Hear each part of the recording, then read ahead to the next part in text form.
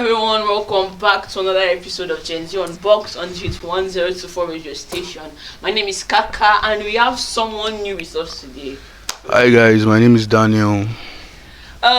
Today we'll be introducing a new topic and that is addiction. Alright. So addiction is basically you being dependent on a substance.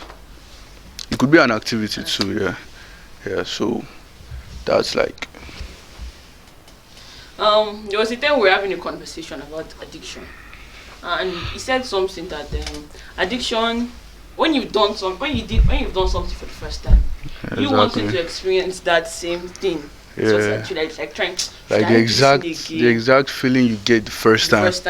Wanting to achieve that same feeling. Reaction it gives to your body, or that same high. Stimulation you feel. Yeah, the stimulation. Yeah. So we'll be reading real life stories on Reddit and giving our genuine first impression and thoughts to these stories. And our perspectives. Yeah. Not too deep. So we'll be starting the first addiction we'll be talking about, the most conversant, the one that almost 90%, let me not say 90%, 75% of the country is indulging and is smoking. Oh, that's like in our perspective, no offense to the citizens of the country. Because let's be honest, now we see them on TikTok challenges, they'll be all these not just smoking, vaping, and it's sort of like a trend right now. Like if you are not doing it, you're missing out. Why are you not smoking? Exactly. Instead of why are you not Okay, so I'll be reading a story from Reddit. Okay, so this is the story. I was a heroin addict for 2 years. Proud to say I'm almost a year and a half clean now. Congratulations. Here was my typical day. Wake up sick. One of the two things happened. Either I got more money later in the day prior and was able to perform a small miracle and save enough for a good morning blast, or I immediately start thinking of I am going to get well. I need money. That's all I think about. I will start plotting in my head. I can steal this or sell this or ask to borrow money from X. Whatever it takes. After a while, I could figure out the best bet and start there. Most of the time, this required asking someone for $50. Most of the time, this wouldn't work since I wore out all my family friends pretty quickly and sold out all my valuables. So I'll go to my default. Wow. I have a background in sales and I am very good at making people believe me and those things I want them to do. Very manipulative. My default was to go to the gas station and with my car and make a story about how I lost my wallet, was far from my house, need like $20 for gas. Can you help out with any? This will result in them giving me cash. Sometimes sometimes 20. Sometimes two. Sometimes 20. Or anything in between, or they would just put gas in my car. Both help me out either ways. Although sometimes my car tank will get too full and the pump would stop and I'm like, oh my gosh, must be broke. Anyway, after doing this for an hour or so, eating in different spots, couldn't frequent the same ones. I normally put together $40, which should keep me good for about half a day. Now the dealer battle starts. My guy was Honduran and pretty good about being up somewhat early, but on occasions he would pull up at 10 a.m. Out there him. In which case I either wait sick, sweating and poking in my car by his house or onto the street corners for then fear for a random. Most of the time I'll wait it out knowing he had good stuff and I like that guy. Eventually my phone would ring after he saw my 26 missed calls and 7 texts and I would just about scream in joy. He would say he would meet me in 10 to 15 minutes. Then he would appear. Oh my god, yes, we do the deal. I am off to sit on the side of the residential road. An apartment, complex parking lot, grocery store, hotel lot, then wherever. And I will cook up that brown liquid, suck it into my syringe and battle myself for between 2 to 20 minutes to find the vein. When I finally saw that blood drop back and mix with the brown liquid, oh my god, finally give me a cigarette. And after I was well, it was much easier to do the usual gas station also, and I was back on the grind. I would typically make about $50, more depending on how well it was going for me. There were days I would make $100 in a matter of minutes, and days that I would barely make 20. I needed to get That's high in 3 hours and go get what I need for the rest of the night. Every single day, I set myself to make the next day easier and save some for the morning, but that rarely ever happened. This was my life every day for months and months. That went on for most days. My whole life consisted of doing this for months at the time. I would occasionally find a job but normally get fired because I had to also money since my paycheck only lasted a couple of days, which would in turn make me late, absent, sick quite a bit. Vicious cycle sounds like fun. Don't do drugs, kids. don't do drugs, Don't do kids. drugs. In fact, everyone don't do drugs, kids or adults. Or See how seriously that's addicted he was. that's This is a, that's outrageous. he had to like start begging for money just to get that secret or that thing inside of him. How sad that is. And it's not even something that will do you any good. It's something that is destroying your body. There's no what good outcome. There's nothing good coming out of it. Okay, let me just say you feel high. Yeah, you feel high and so what? When reality hits, your mind go there. And even smoking is not just it. There are other addictions that are so terrible and sad. Yeah. Well, I'd like to address alcoholism since you've spoken on. Yeah, so I'll also take a story from Reddit. And yeah, this is quite interesting. So alcohol addiction, nearly 300 days sober. Life has never been better. Oh, apparently she found her way. Oh, here goes the story. When I was a child, I watched my uncle spiral into crazy drug addiction. To see the effects it had on my family, in bracket parents, grandparents, was horrible. A good man taken by addiction with no return. I had no idea where he is now or what he's doing. But this was the catalyst for me to never touch drugs. And I still never have. But 12 months ago, it was like I had an epiphany. I was heavy-ish. Or it was a heavy drinker of alcohol all around social settings. But social settings turned into 4 to 5 days a week, dinners, steak nights, pubs, bars, wine bars, you name it. And I found an excuse to be there. It got so bad that it was affecting my life in a very negative way. I destroyed 2 previous relationships, got fired from my previous job, and quit my other job because it didn't suit my lifestyle. So basically, the alcoholism. It got so bad and it was affecting my life. But this lifestyle was quickly becoming an addiction, and one that had been brewing for a long time. That's crazy. That's crazy. Very, very. I had just one new partner, she was amazing, but we had a fighting match. That would not be a fight had I been sober. When I get drunk, I get argumentative and demonstrative. So basically, the alcoholism is now leading to domestic violence. To see the outcome of this and be staring down the barrel of another relationship touched, I decided then and there to make a change. I'm now approaching 30 days sober and I'm in a very happy and committed relationship. Having started with a company and I wanted to start for years, and I'm being able to launch our first product is an app. I've read close to 40 books in the last 12 months and I have not been to a pub or bar, learned to code, got in the best shape of my life and feel extremely fulfilled. I'm about to launch a weekly podcast interviewing guests about their struggles. Of course. And he also started a newsletter called The Champions Journal, of which is scaling faster than he thought.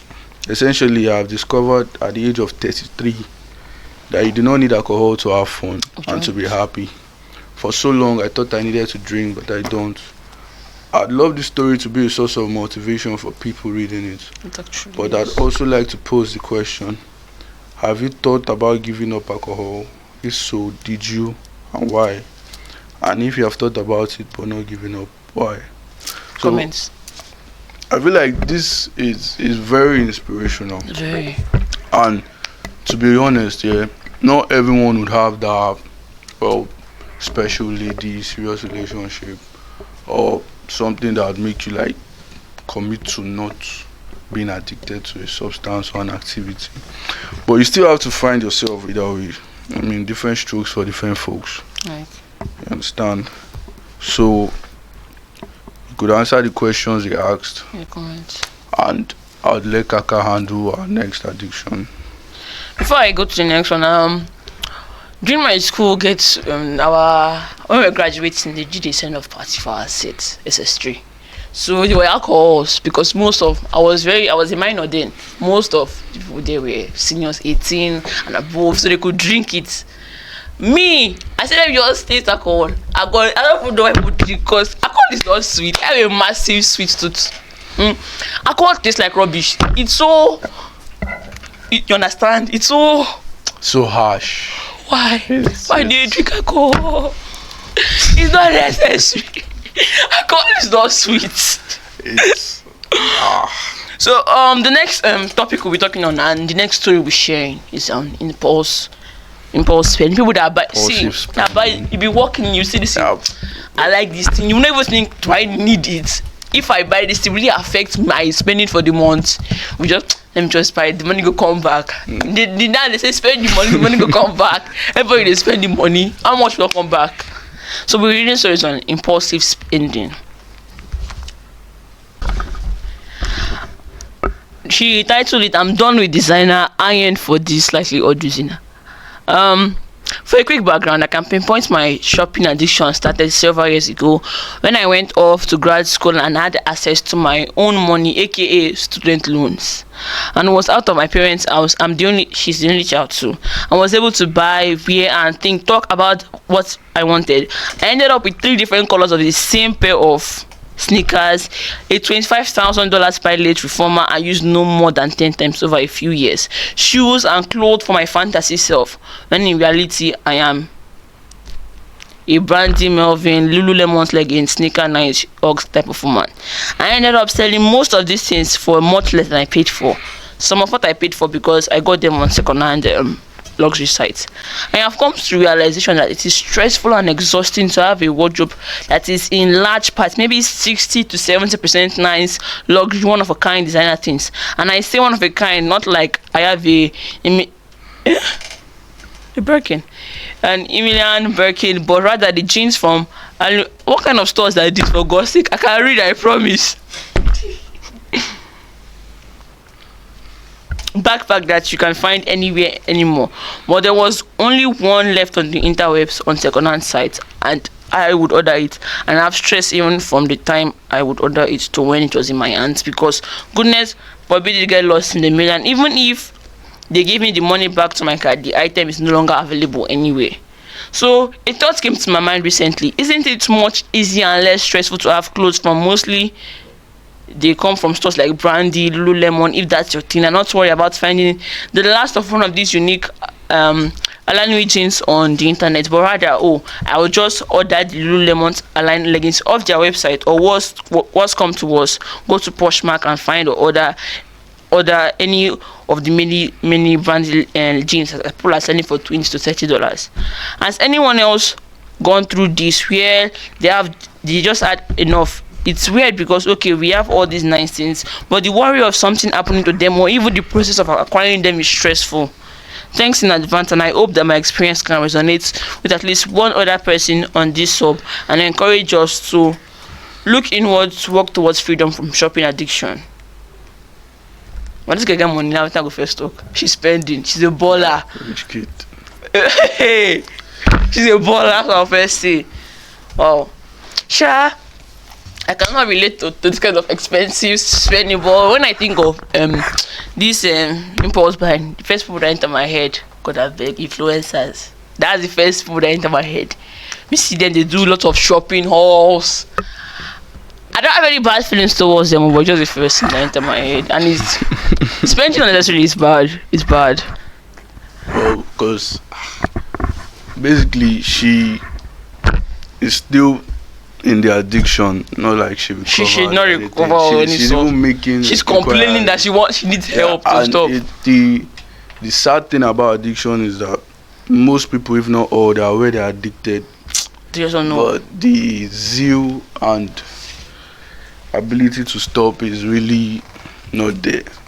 So if you have an addiction of impulsive spending, I mean, you could get a financial advisor.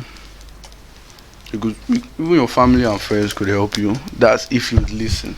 And just get a fixed saving. Just keep the money. They don't touch it. Yeah. A fixed saving on. And there are some apps, even in this country, that you can use. I would have called, but they're not sponsors. Nah, no, don't worry. There are some apps that you can use, and I don't know if you have the experience. Most times, when you feel like this money will come back, I might spend, and it doesn't come back, I feel like that alone should be the best teacher you have. I have a skill of preference. But then if the money is continuous, like a rich kid, yes, you know that you earn back to back. It's not really healthy because you have to save for the rainy day. And sure, if you have all those plenty things, selfish, what's the use? But believe you me, no matter how you are, there will be a rainy day. To be ready. So please. And if you are spending impulsively every time. Some of them they will need more money. You need more money to continue spending. Or maybe you're just a regular person, broke, which leads to the next addiction we're talking about today.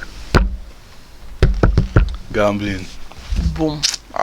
I feel like we cannot overemphasize. It. I'm not trying to shade anybody, especially the youths, male youths. Should I talk? That's well, no need to talk. No need to talk. They know. They know. So this story from Reddit, I have never done this before, but I got paid and I spent my whole paycheck on slots from casinos, basically. So I feel horrible and I'm heading to work right now for a 12-hour shift. But has anyone ever done this? It feels like the scum of the earth. I'll put it 1 or 2. I don't understand French language. 1 or 2 or they go score. It's not. It's just. They'll be like last. They go score. They go score.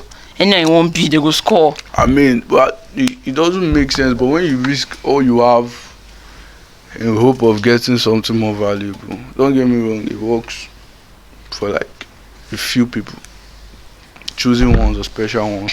But instead of that, why not invest your money? Just invest your money. That's a sure. Start a business. That's sure. Instead of hoping and you remain stagnant. That one player will score. Yeah, one player will score. Money you or when you roll the dice, you get 6. That's like out of how many possibilities. But we're not here to do maths, so I cannot even do maths.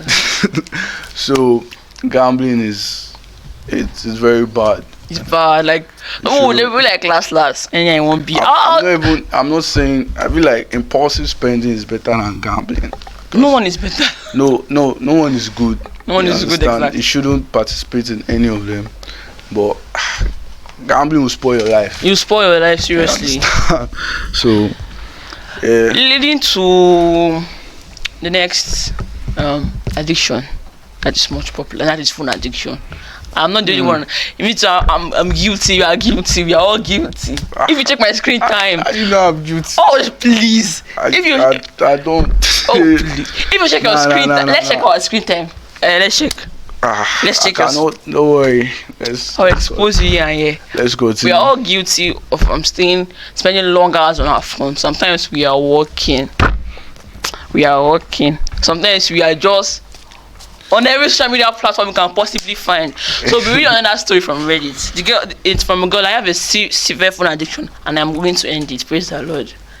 My screen time average on my phone has been around 12 to 13 hours. My one never reached like that share per day this whole summer, according to the screen time measuring app on mine. I know that this is highly insane. That's literally the entire day from the moment I wake up to the moment I go to sleep, 12 to 13 hours. I'm just constantly glued to my phone.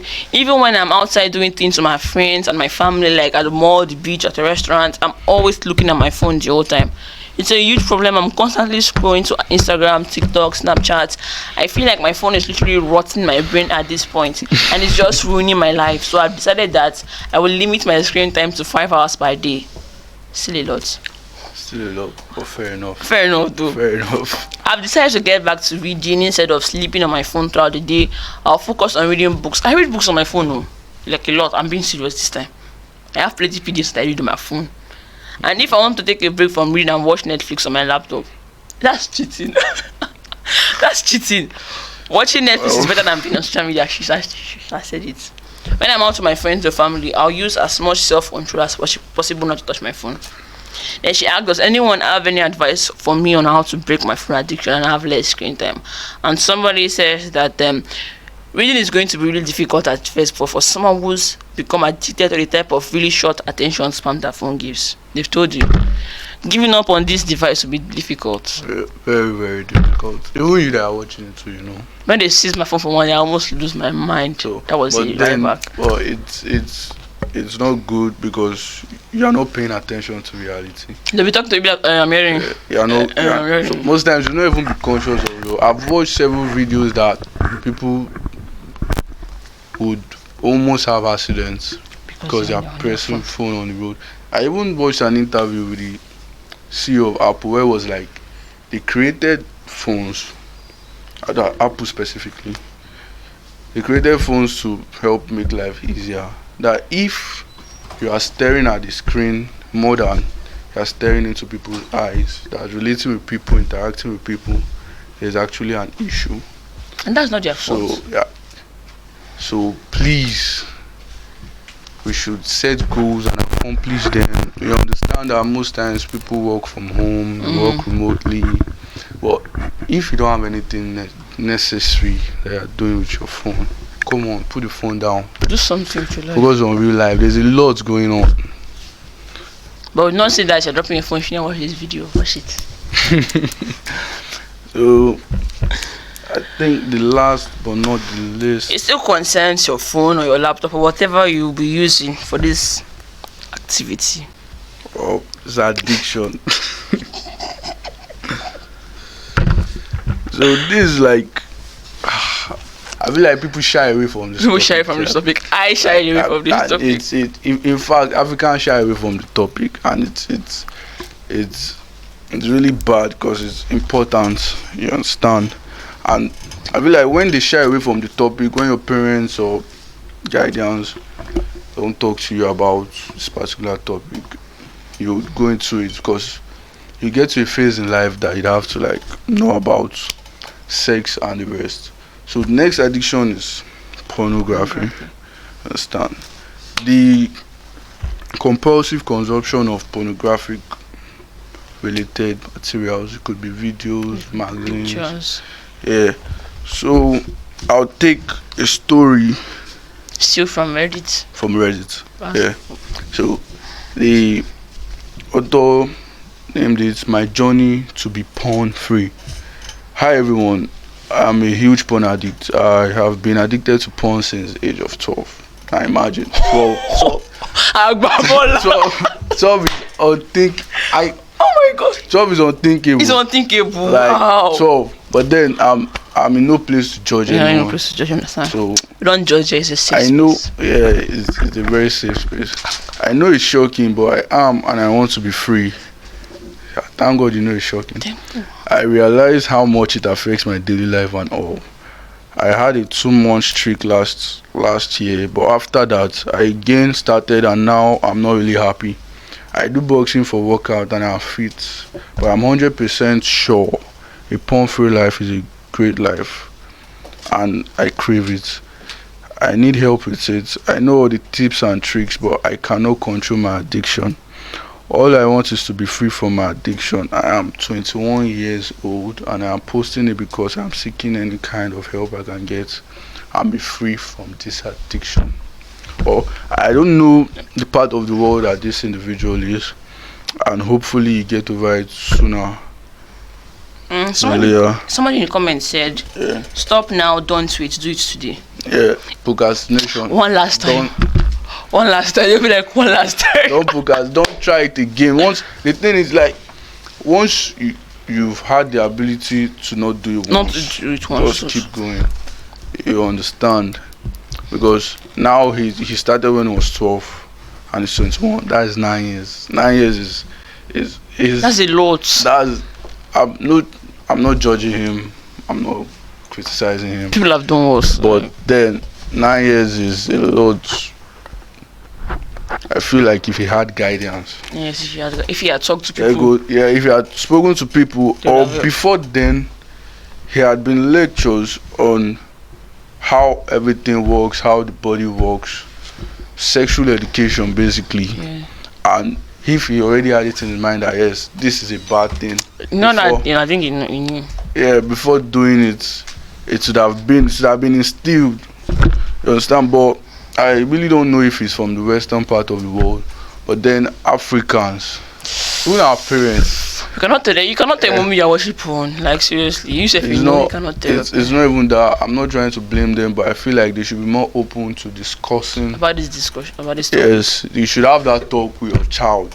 If not, it could lead to even more than porn addiction. Yes. You understand?